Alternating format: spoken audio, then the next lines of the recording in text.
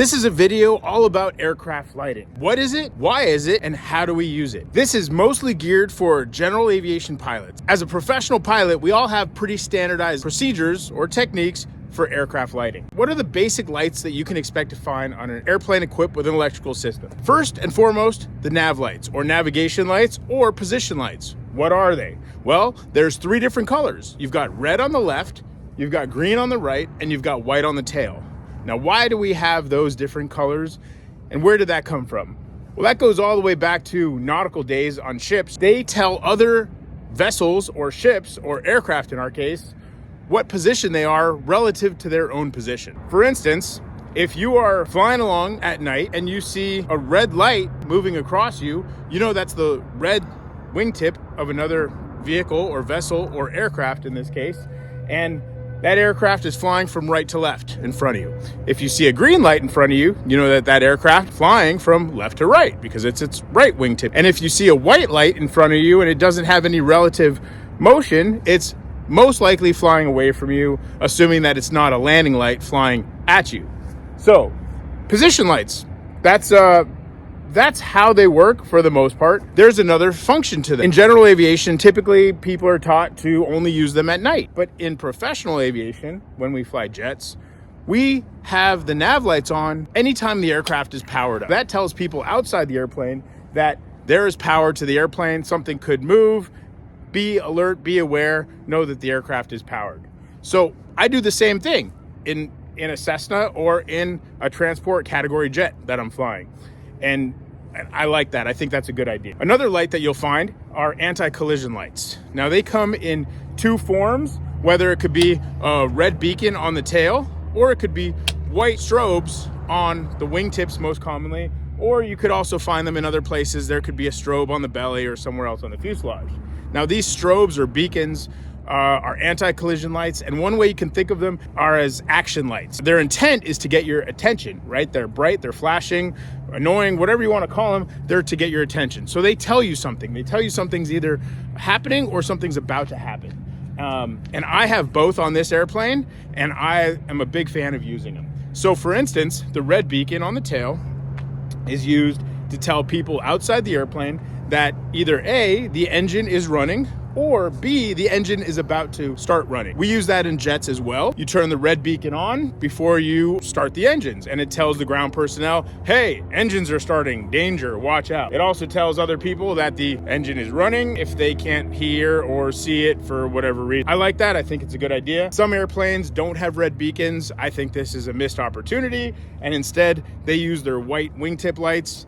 I'm not going to mention any names. Seriously, you know, I'm not a fan because I like to use those white wingtip anti-collision lights for another purpose. Getting into that, an action item. So anytime you're taking an active runway, whether taking off or crossing an active runway, those anti-collision lights come on. They tell everybody, hey, I'm on an active runway, I'm taking off. Action, be alert of my presence. Another way to use different lights is landing and taxi lights. This airplane is equipped with both a landing and taxi light. You might not be able to see it in the picture, but one is a spotlight and one is a floodlight. And I like to use that floodlight, which is the taxi light, for two things. Not only when I'm taxiing, for instance, if I have a clearance to taxi, that switch comes on. Taxi light comes on. It also tells other aircraft that my aircraft is moving or intending to move. If I'm given a hold short clearance or a give way clearance, I turn that light off, and another airplane that sees me, sees that light come off or sees the light off, they know that I'm stopped or intending to stop. I think that's great. The landing light also used if I have a clearance, either for takeoff or for landing. That gives me a couple different things. It's using switchology for one, so I don't have to remember, oh, was I clear to take off? Was I clear to land? Ah, landing light's on, I must have that clearance. But with that comes a discipline of using that in accordance with your clearance. So as soon as I hear those words, you're clear for takeoff or you're clear to land, bam, that landing light comes on, and it tells people A, that I'm moving, the aircraft is taking off or landing, which also helps if you're on approach and somebody's on final. They look up and they see, okay, that guy's coming in, better visibility. And speaking of visibility, I also use that taxi light with the floodlight anytime I'm flying around basically under 10,000 feet in a terminal area as a recognition light. So it puts out a big wide pattern. It tells other aircraft if they're looking, hey, there's something I should be aware of. So I like using the landing and taxi light for those reasons. When I'm taking off, when I'm taking a runway, pretty much all lights are on, okay? So I have a simple flow that I learned early on in my flying career. I think a lot of you might have been taught it. If not, I still think it works in any aircraft, okay? When you're taking the runway, lights, camera, action, easy to remember, right? In addition to whatever checklist requirements you might have for however you're flying your airplane, lights, all lights on. Everything's on, I'm cleared. This tells everybody that I'm going. Camera, I use that as the transponder flow, right? So camera's taking your picture, the transponder is essentially taking your picture on the radar. So camera's either on or auto, depending on the type of transponder you have. And then action items, anything major that's gonna, possibly get you killed or something you need to be aware of. Lights, camera, action, it's easy.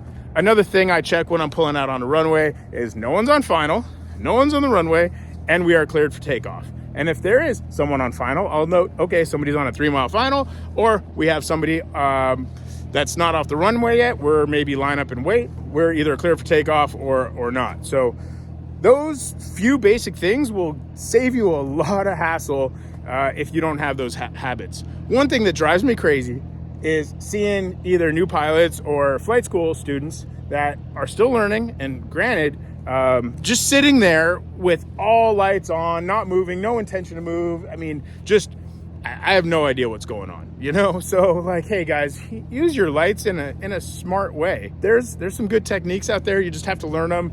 Usually the average GA pilot doesn't learn these techniques until they become professional pilots. Some of them never do become professional pilots. Some of them never learn those techniques. Some of them just follow exactly what their checklist says, and they don't really even think about what they're doing. And that's a whole nother topic in itself, right? So as pilots, we need to be a pilot. Don't be a monkey, right? What does that mean? That means a pilot recognizes the situation and gives it what it needs based on the current environment or the current requirements for that situation, and always adjusting as required and adjusting those needs for your environment. A monkey, you could teach a monkey to fly an airplane.